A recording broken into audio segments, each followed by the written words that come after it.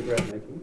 Yes, except it just nailed this idea, never, ever do a film without Final Cut. And why would I have done it? I don't know how it happened. I trusted that it would work out, but it was very naive and the wrong move.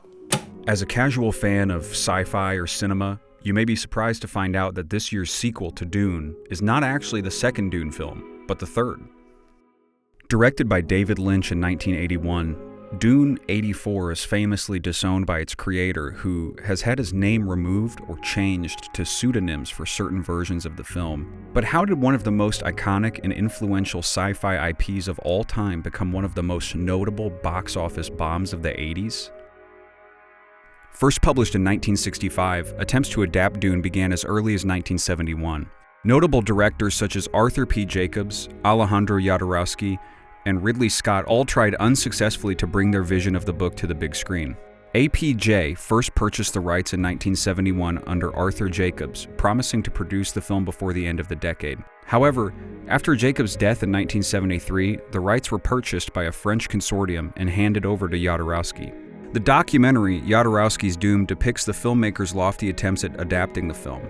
Dune author Frank Herbert traveled to Europe in 1976 to discover that $2 million of the nearly $10 million budget had already been spent in pre-production. Jodorowsky had enlisted icons from every corner of the world to aid in his production, including Pink Floyd for music, H.R. Geiger for art direction, and Salvador Dali, Orson Welles, David Carradine, and Mick Jagger set to star. After 2.5 years, $5 million, 3,000 storyboard illustrations, and a 14-hour-long script, the project was ultimately scrapped due to Jodorowsky's refusal to compromise on his 10 to 14-hour runtime. The script, storyboards, and concept art were all sent to other major film studios. These assets went on to influence the next decade of cinema, if not more, and much of Jodorowsky's team met again to work on Ridley Scott's Alien. Italian producer Dino De Laurentiis purchased the rights in 1976, commissioning Herbert himself to draft the first script. He then hired Ridley Scott to direct, Rudy Wurlitzer to finish the screenplay, and Geiger for art direction. Geiger's art direction was never used as Lynch deemed it too iconic after the commercial success of Alien.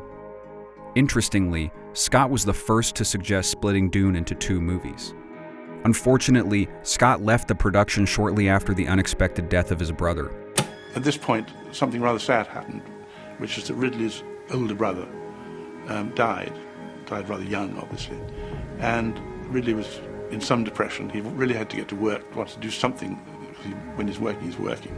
The film Ridley Scott would go on to direct after this is now known as Blade Runner. With rights soon to expire, De Laurentiis renegotiated and contacted David Lynch to direct.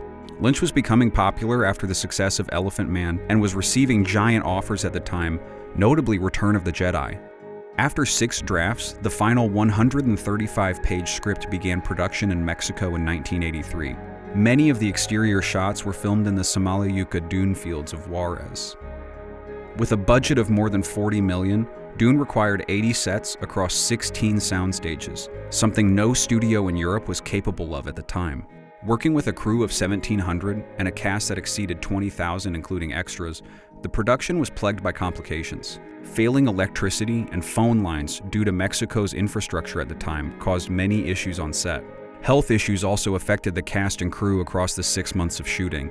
It seems that confusion about the production affected both cast and producers, Virginia Madsen notably claiming that she was signed on for 3 movies, and that the producers thought they were making Star Wars for grown-ups.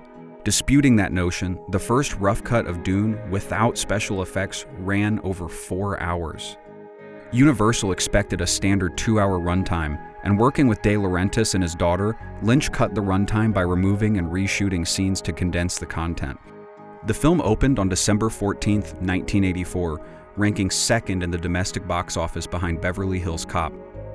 By the end of its run, Dune was $10 million short of its budget, making it a box office bomb.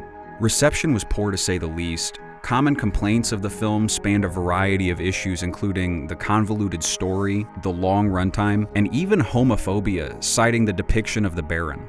Roger Ebert notably scored the film at 1 star out of 4, writing, "This movie is a real mess, an incomprehensible, ugly, unstructured, pointless excursion into the muckier realms of one of the most confusing screenplays of all time," and later naming it Worst Movie of the Year. During an episode of At the Movies, Gene Siskel gave a scathing review saying, "It's physically ugly. It contains at least a dozen gory gross-out scenes. Some of its special effects are cheap, surprisingly cheap, because this film cost a reported $40 to $45 million, and its story is confusing beyond belief. In case I haven't made myself clear, I hated watching this film. I wish I could have left after 20 minutes. I couldn't. I had to stay there another 2 hours." As a result of the poor reception, both critically and financially, all plans for the sequel were canceled. Lynch was already hired on to direct the next 2 films and was working on adapting Dune Messiah, but later said that he felt like he sold out on the first Dune since he knew he would never have the final cut. Jodorowsky was notably jealous when he learned Lynch would be directing the film he couldn't.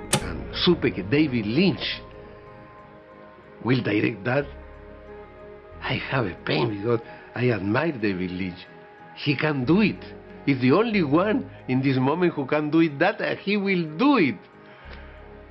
I suffer because it was my dream. Another person will do that maybe better than me.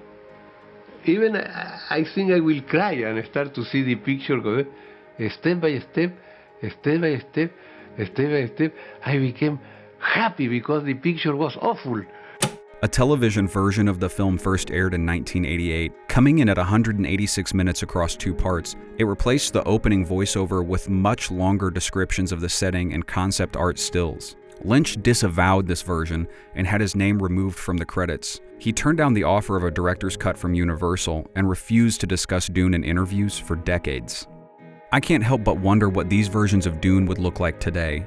The modern landscape of cinema has allowed directors the liberty of breaking films into 2 parts, and audiences are far more receptive to longer runtimes.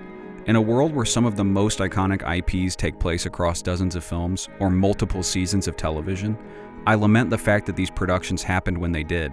However, were it not for the failure of Jodorowsky, Scott, and many others, the zeitgeist of both cinema and sci-fi would be remarkably different today.